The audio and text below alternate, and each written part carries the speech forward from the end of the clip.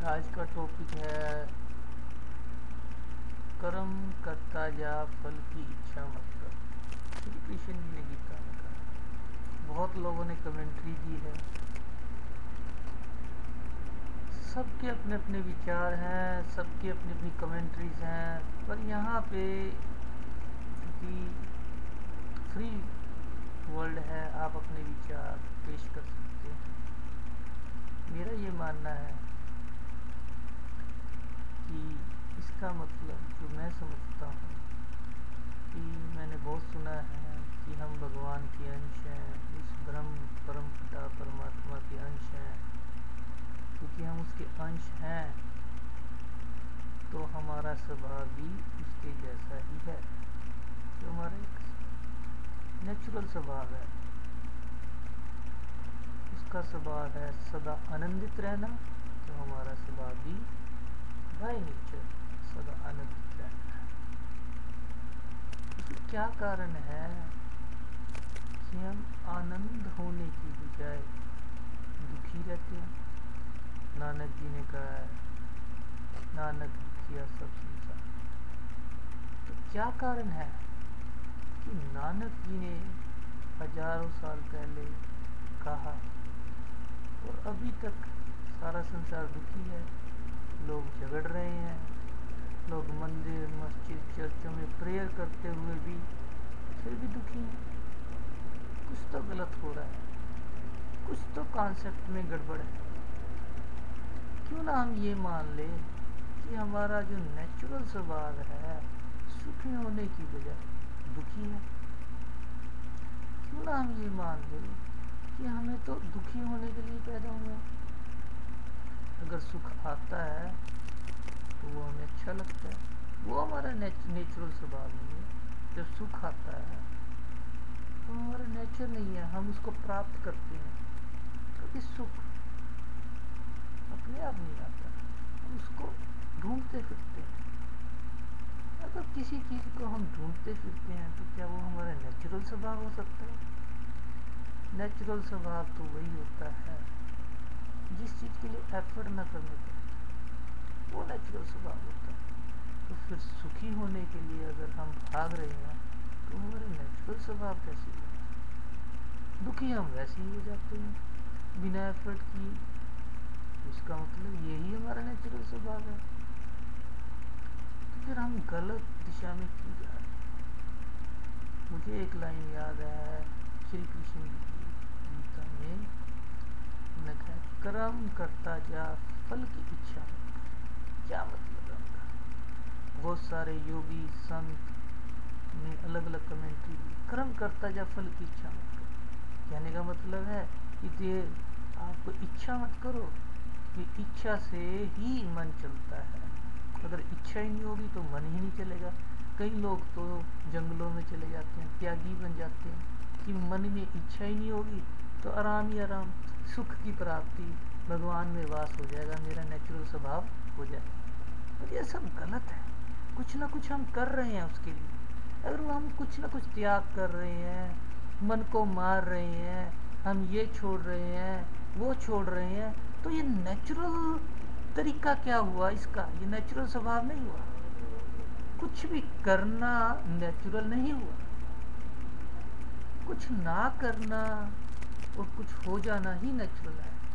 तो जितना सब कुछ लोग इस वाक्य पे कर्म करता जा फल की इच्छा मत कर, कई महात्मा लोग, कई लोग इसका गलत मतलब निकाल के मन को मारते फिरते हैं, मन की इच्छाओं को दबाते फिरते हैं कि इच्छा ही नहीं रहेगी तो मन को मटेरियल ही नहीं मिलेगा।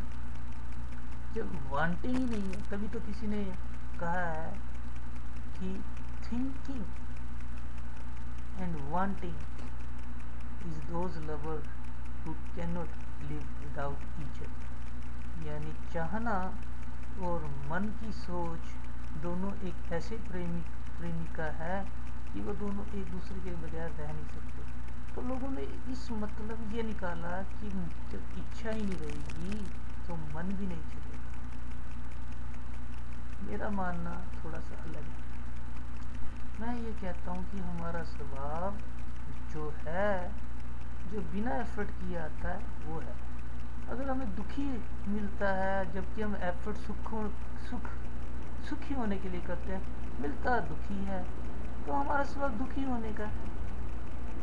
हमारा जो मन और शरीर इस नेचर से बंधा हुआ है, भगवान से नहीं बंधा हुआ। नेचर कंट्रोल करता है, नेचर को भगवान कंट्रोल करता है। तो हमारे लाइफ में भगवान की इंटरफेरेंस बहुत कम होती है। जो कोई मानता है भगवान को, नहीं मानता है, भगवान सबकी टेक केयर करता है और नेचर उसको उसके कर्मों के हिसाब से उसको रिजल्ट देती है। उसका जो वातावरण है, आसपास का संग है, उसके हिसाब से उसको रिजल्ट मिलता है। तो भगवान श्री कृष्ण कह रहे हैं कि कर्म करता जाए, यानी कर्म करता जाए मतलब जो भी आपका इन्वायरमेंट है, नेचर का इन्वायरमेंट है, आपके साथी हैं, आप जिस जगह काम कर रहे हो, जो भी माहौल में आप पले बड़े लिखे हो, जो शास्त्र आपने किए हैं, कोई किसी भी धर्म में पढ़े हैं, वो आपका माहौल है। वो माहौल के हिसाब से आप जो है कर्म करते हैं और उस कर्मों के हिसाब से आपको रिजल्ट मिलता है। तो वो कहते हैं कि कर्म करता जा, जो भी आपका माहौल है कर्म करता जा, और जो भी उसका रिजल्ट है उसको एक्सेप्ट कर लो। रिजल्ट क्या है? हम कहते हैं हम दुखी हैं, तो उसको एक्सेप्ट कर लो। पर हम इसको एक्सेप्ट नहीं करते क्योंकि हमने सुना है कि हमारा जो नेचुरल स्वभाव है वो सुखी होने का है, और यहीं पर गड़बड़ है। क्योंकि हम सुनी सुनाई बातों पे विश्वास करते हैं तो हमें लगता है कुछ गलत हो रहा है। गलत नहीं हो रहा। अगर हम ये एक्सेप्ट कर लें कि हम जिस इन्वायरमेंट में रह रहे हैं, कोई गरीब गरीबी में पल रहा है तो उसको जो भी रिजल्ट मिल रहा है, कोई महलों में पल रहा है तो उसको वो रिजल्ट मिल रहा है, कोई साइंटिस्ट है, कोई दूध बेचने वाला है, कोई रिक्शा चलाने वाला है, कोई कवि है, जो भी माहौल है, जो भी माहौल है उसको उसका रिजल्ट मिल रहा है, वो नेचर दे रही है। अगर हम उसको एक्सेप्ट कर लें कि हाँ हम दुखी हैं तो दुखी हैं, फल की इच्छा मत कर। भगवान कह रहे हैं कर्म करता जा फल की। वो कहते हैं जो है वो एक्सेप्ट कर लो। फिर इसके आगे आंसर नहीं है कि एक्सेप्ट करने से मुझे क्या मिलेगा। हाँ जी मैंने एक्सेप्ट कर लिया, मैं दुखी हूँ तो अच्छा मैं सुखी हो जाऊँगा। नहीं नहीं नहीं, जैसे ही ये आंसर दिया तभी फिर वही सर्कल बन गया कि हम फिर एफर्ट कर रहे हैं कुछ ना कुछ। एफर्ट नहीं करना है, इसका आंसर यहीं पे एंड हो जाता है कि ठीक है, जो वातावरण है हमारे पास, जो हमारे कर्म है, जो भी उसका रिजल्ट है एक्सेप्ट किया, बस कोई इच्छा नहीं। यही आंसर है। फिर क्या होगा क्या नहीं होगा कुछ भी नहीं। और लोग पागल हैं, वो कहते हैं कि हम इच्छा ही ना करें तो मन भी नहीं चलेगा, ध्यान करने लग जाते हैं, फलाना करने लग जाते हैं, जंगलों में चले जाते हैं, गुफाओं में चले जाते हैं और नए नए एफर्ट्स कर रहे हैं, नई नई इच्छाएं पैदा होती है, उनको पता ही नहीं लगता ये भी एक इच्छा है। भगवान की बात इतनी सीधी है, जो है वो है, उसके बाद कोई आंसर नहीं। पर नहीं, हमने तो कमेंट्री देनी है। कमेंट्री देंगे तभी तो कुछ पता लगेगा लोगों को कि भाई क्या बोल रहे हैं, हम कितने बड़े महात्मा हैं। जो है दुखी हैं, भूखे हैं, अमीर हैं, हमारी ये प्रॉब्लम्स हैं, वो प्रॉब्लम्स है तो है। अगर हम सुखी हैं तो भी ठीक है, अपने आप सुख आ रहा है तो ठीक है, दुखी आ रहा है तो ठीक है, सब ठीक है, सब ठीक है, सब ठीक है। I hope you will understand all.